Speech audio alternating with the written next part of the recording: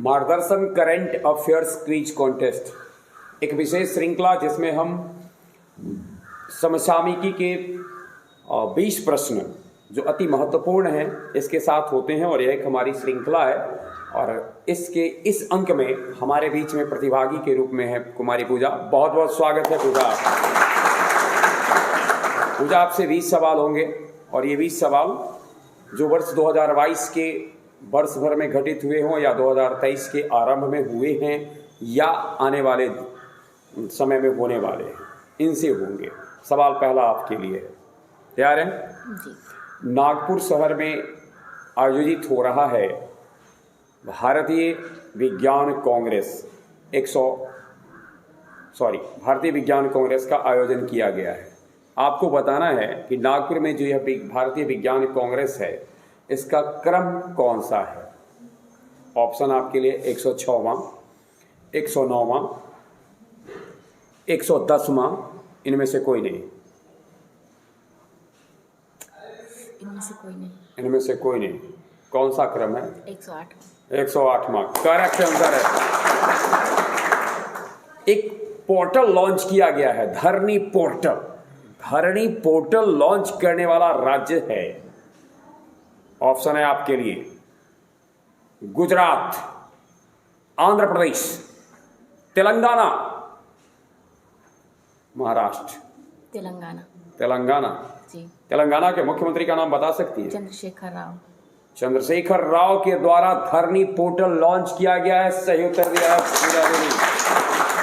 पूजा आपके लिए अगला सवाल है। माननीय सर्वोच्च न्यायालय ने हाल ही में एक निर्णय सुनाया है। माननीय सर्वोच्च न्यायालय का एक 5 सदस्यीय बेंच के द्वारा एक फैसला आया है जिसके तहत नोटबंदी को वैध करार दिया गया है। आपको बताना है यह निर्णय किस बहुमत के आधार पर सर्वोच्च न्यायालय ने पारित किया है। ऑप्शन है आपके लिए 4:1 अर्थात 4 लोग पक्ष में थे, 1 विपक्ष में थे, 3:2, 5:0, डी नन, इनमें से कोई नहीं। 4:1। 4:1। 4 न्यायाधीश ने पक्ष में अपना मत दिया और इस प्रकार से 4:1 में इस बेंच ने निर्णय दिया कि नोटबंदी की प्रक्रिया वैध थी। जी। आपको वर्ष याद है जब नोटबंदी की शुरुआत हुई थी? जी। 8 नवंबर 2016 में। सुनते हैं 8 बजे रात्रि में आकर के कि आज के बाद 500 और 1000 के नोट जो है सो केवल आपके पास कागज के टुकड़े होंगे, इनवैलिड हो गए। चलिए, बिल्कुल सही उत्तर दिया है आपने। यानी 8 नवंबर 2016 ईस्वी को नोटबंदी को जो लागू किया गया था उसके विरुद्ध में एक याचिका दायर हुई और इसके ऊपर बेंच ने फैसला दिया। 5 सदस्यीय बेंच में 4:1 में यह फैसला आया कि यह प्रक्रिया वैध थी। अगला सवाल आपसे है। एक गीत है नातू नातू, गाना सुने क्या? जी। अच्छा, नातू नातू गाना जो है ऑस्कर 2023 के लिए शॉर्टलिस्ट की गई है। 23 के ऑस्कर के लिए। सोचिए, बड़ा सौभाग्यपूर्ण बात है। आपको बस बता देना है सिनेमा का। ट्रिपल आर बिल्कुल सही कर दिया है। ट्रिपल आर के गीत नातू नातू को ऑस्कर 2023 के लिए शॉर्टलिस्ट किया गया है। गौरतलब हम अपने श्रोताओं को बता दें कि भिन्न भिन्न माध्यमों को लेकर 4 फिल्में शॉर्टलिस्ट की गई है ऑस्कर 2023 के लिए, जिसमें से एक ट्रिपल आर का गाना नातू नातू है। अगला सवाल आपसे है। 1 जनवरी 2023 ईस्वी को जब हम लोग एक नए कैलेंडर वर्ष में की शुरुआत किए थे तो उस दिन ही एक देश ने अपने मुद्रा को परिवर्तित कर दिया। जो उसकी जो राष्ट्रीय मुद्रा थी उसको बदल दिया और उसने यूरो को आधिकारिक मुद्रा बना दिया। यानी उससे पहले उसकी आधिकारिक मुद्रा जो थी उसको चेंज करके यूरो को आधिकारिक मुद्रा बनाया। आपको बताना है वो देश कौन सा है जिसने 1 जनवरी को आधिकारिक तौर पर यूरो को मुद्रा बना दिया है। ऑप्शन है आपके लिए Ukraine, Poland, Croatia, Germany. Croatia अर्थात कि इस प्रकार से वह यूरो संघ में सम्मिलित हो गया नहीं, यानी क्रोएशिया यूरोजोन में शामिल होने वाला विश्व का 20वां देश है गौरतलब हो कि इससे पहले 19 देशों में यूरो करेंसी चल रही थी और अब ये 20वां देश बना है, बिल्कुल शहीद कर दिया है। आप जानते हैं इससे पहले इनका जिसको कि इन्होंने अलविदा कहा, जिस मुद्रा को, उसका क्या नाम था? कूना। कूना। क्रोएशिया की मुद्रा थी कूना, और अब हम जानेंगे कि क्रोएशिया की आधिकारिक मुद्रा है यूरो। अगला सवाल आपसे है, कस्तो चटर्जी 59वीं राष्ट्रीय सीनियर शतरंज चैंपियनशिप के दौरान ग्रैंड मास्टर बन गए। 19 वर्षीय कस्तो चटर्जी क्रम के अनुसार भारत के कैवे नंबर के ग्रैंड मास्टर हैं। ऑप्शन है आप, हाँ बिना ऑप्शन जी बोलिए। 78वां करेक्ट आंसर है।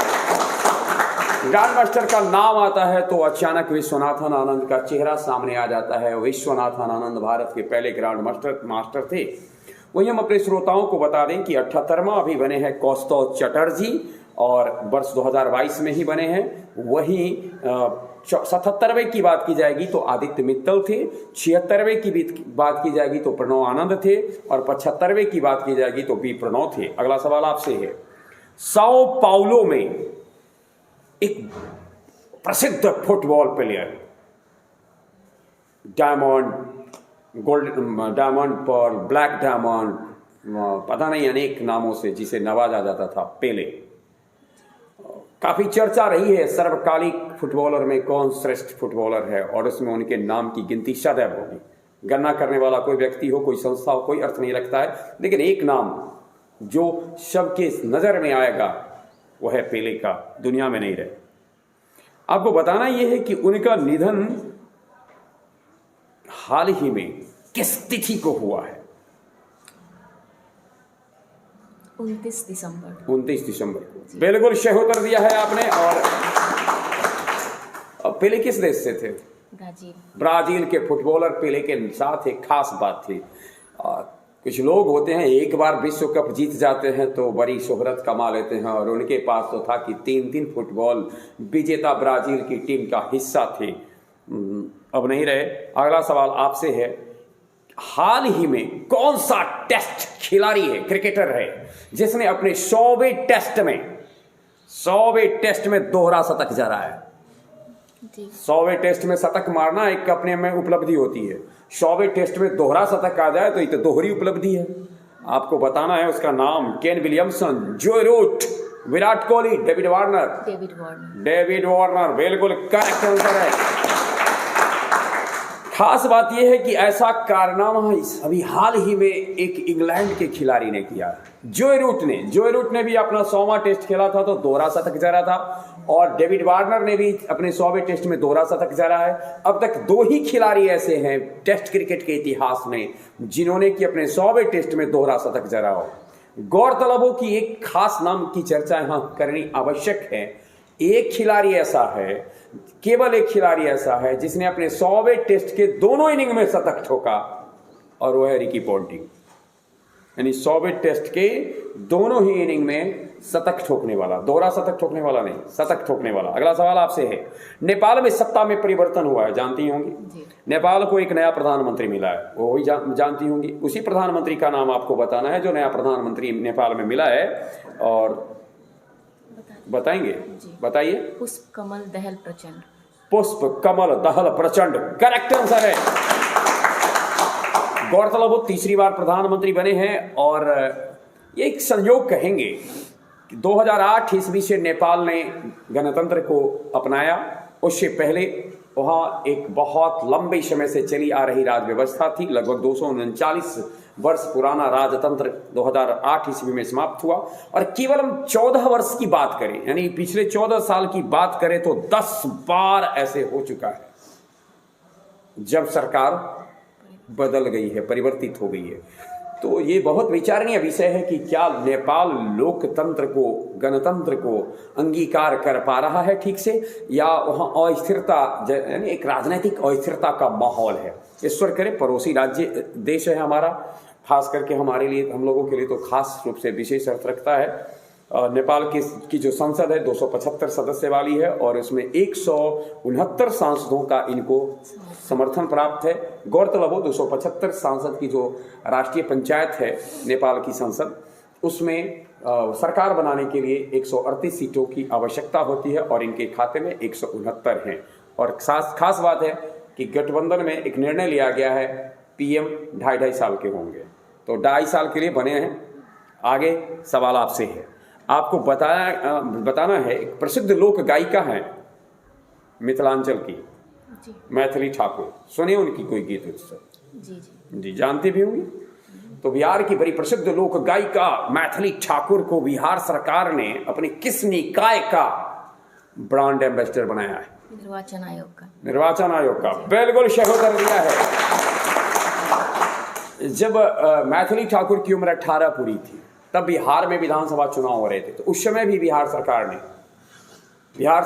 के इलेक्शंस कमीशन ने उस समय भी उनको ब्रांड एम्बेसडर बनाया था। और अभी वर्तमान में बिहार में मतदाताओं को जागरूक करने के लिए, लोकतंत्र के प्रति जागरूकता फैलाने के लिए मैथिली ठाकुर को निर्वाचन आयोग बिहार सरकार के द्वारा ब्रांड एम्बेसडर बनाया गया है। अगला सवाल आपसे है, निर्वाचन आयोग की चर्चा है तो आपसे थोड़ा सा इसी से जुड़ा एक क्वेश्चन है। 2022 ईस्वी में निर्वाचन आयोग ने एक राज्य के विधानसभा और उस राज्य की लोकसभा के लिए परिसीमन करना शुरू किया है, यानी क्षेत्र को परिसीमित करना। कि परिसीमन का अर्थ होता है कभी यानी नए तरीके से अगर क्षेत्रफल जनसंख्या बढ़ जाए तो उसको फिर से बांटना कि कैसे कैसे होगा। तो इस आपको बताना है ये परिसीमन किस राज्य में शुरू हुआ है 2022 ईस्वी में, विधानसभा के लिए भी और लोकसभा के लिए भी। ऑप्शन है आपके लिए, बिहार में, गोवा में, पंजाब में, असम में। असम में करेक्ट आंसर है। केंद्र सरकार ने हाल ही में एक घोषणा की है जिसके तहत भारतवर्ष में ग्रीन फील्ड हवाई अड्डे बनाए जाएंगे। ग्रीन फील्ड, हरा हरा हवाई अड्डा, बिल्कुल। कितने, पहला जो उनका है उसमें कितने हवाई अड्डों को ग्रीन फील्ड हवाई अड्डा के रूप में उन्होंने अनुमोदित किया है? पहली बार जो उनकी स्कीम है इसमें कितने को लिया गया, कितने हवाई अड्डे को? 21 हवाई अड्डे। 21 हवाई अड्डे को लिया गया, बिल्कुल सही उत्तर दिया है। वर्तमान में आप जानते हैं सर्वोच्च न्यायालय के माननीय मुख्य न्यायाधीश कौन है? डी.वाई. चंद्रचूड़ जी हैं। आपको बताना उनका क्रम क्या है? 50वां, यानी 49 से पीछे हो चुके हैं। सुप्रीम कोर्ट के 50वें हैं डी.वाई. चंद्रचूड़ जी। करेक्ट है सर। भारत में एक नीति आयोग है, जानते ही होंगे। तो बताना ये है आपको कि वर्तमान में नीति आयोग के सीईओ, चीफ एग्जीक्यूटिव ऑफिसर, मुख्य कार्यकारी अधिकारी कौन है? ऑप्शन आपके लिए, नरेंद्र मोदी, सुमन बेरी, परमेश्वरन अय्यर, उत्पल कुमार सिंह। परमेश्वरन अय्यर है जी। वर्तमान सीईओ। जी। कंफर्म है ना? जी सही उत्तर है आपका। गौरतलब हो कि नरेंद्र मोदी जी प्रधानमंत्री हैं, अध्यक्ष हैं, और उपाध्यक्ष हैं सुमन बेरी। सुमन बेरी की जब चर्चा होगी तो सुमन बेरी नीति आयोग के तीसरे उपाध्यक्ष हैं, अर्थात कि इससे पहले 2 हो चुके हैं। और परमेश्वरन अय्यर अभी सीईओ हैं। अगला सवाल है, एक सवाल है इसमें, उत्पल कुमार सिंह किस पद पर हैं वर्तमान में? महासचिव हैं नीति आयोग। लोकसभा के महासचिव। अगला सवाल आपसे है, भारत के महान्यायवादी अटॉर्नी जनरल के वर्तमान, यानी भारत के वर्तमान महान्यायवादी कौन है? आर वेंकट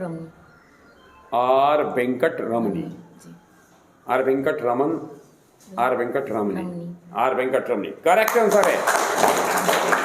क्रम के अनुसार ये 16वें हैं। जी। अगला सवाल आपसे है, शिक्षा मंत्रालय द्वारा जारी राष्ट्रीय संस्थागत रैंकिंग फ्रेमवर्क NTRF 2022 में किस संस्थान को पहला स्थान मिला है? यानी भारत में शिक्षा मंत्रालय द्वारा जो जारी किया गया है कि सबसे बेहतर संस्था कौन है, इसमें कौन सा संस्थान शीर्ष स्थान को प्राप्त किया? यानी भारत का सबसे सुंदर संस्था, शैक्षणिक संस्था, टॉप क्लास की गुणवत्ता वाला। ऑप्शन है आपके लिए, IIT Mumbai, IIT Hyderabad, IIT Madras और AIIM Ahmedabad. IIT Madras. IIT Madras correct answer है। पिंगली वेंकैया के योगदान का उत्सव मनाने के लिए 2 अगस्त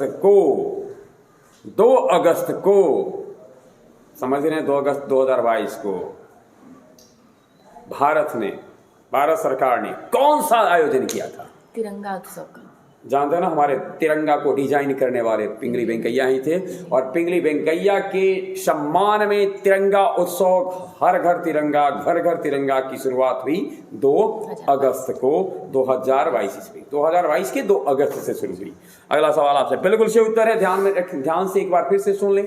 पिंगाली वेंकैया, जिनको कि भारतीय तिरंगा का डिजाइन करने का श्रेय प्राप्त है, उनके जन्मदिवस के अवसर पर 2 अगस्त को भारत सरकार ने तिरंगा उत्सव मनाने का फैसला किया 2022 ईस्वी में। और उसके बाद चूंकि 75वीं साल थी स्वतंत्रता की, इसको खास बनाने के लिए हर घर तिरंगा घर घर तिरंगा की शुरुआत भी स्थिति से की गई। अगला सवाल आपसे है, वर्ष 2022 में थॉमस कप जीतकर भारत ने इतिहास रचा। यह भारतीय बैडमिंटन युग जो भारत का रहा है, उस दृष्टि से देखा जाए तो बड़ा स्वर्णिम पन्ना लिखा गया 2022 ईस्वी में, जब भारत ने थॉमस कप को जीता। बहुत वर्षों से 74वां वर्ष था और भारत के हिस्से अब तक कोई थॉमस कप नहीं आया था। आपको बताना है ऐसा कारनामा भारत ने किस देश को पराजित करके, भारतीय पुरुष बैडमिंटन टीम ने किस देश के को पराजित कर थॉमस कप पर कब्जा किया? मलेशिया। एक बार आप ऑप्शन सुन लेते तो ठीक था, नहीं तो ऑप्शन आपके लिए है इंडोनेशिया, मलेशिया, चीन, डेनमार्क। इंडोनेशिया, मलेशिया नहीं। करेक्ट आंसर है इंडोनेशिया। खास बात यह है कि इंडोनेशिया सर्वाधिक बार बैडमिंटन थॉमस कप पर कब्जा किया है। 7 देश अब तक ऐसे हैं जिन्होंने कि इस पे कब्जा किया है, और इसमें सर्वाधिक बार इंडोनेशिया के हिस्से आया है। इंडोनेशिया ने 14 बार, मलेशिया ने 5 बार, चीन ने 10 बार, यानी चीन दूसरे नंबर पर है, और सबसे ज्यादा थॉमस कप पर कब्जा किया है इंडोनेशिया ने। भारत के हिस्से 1 बार आया है। अगला सवाल आपसे है, सतत विकास सूचकांक 2022 में भारत का स्थान है 121वां, 121। सतत विकास सूचकांक 2022 में भारत को स्थान मिला है 121। करेक्ट आंसर है।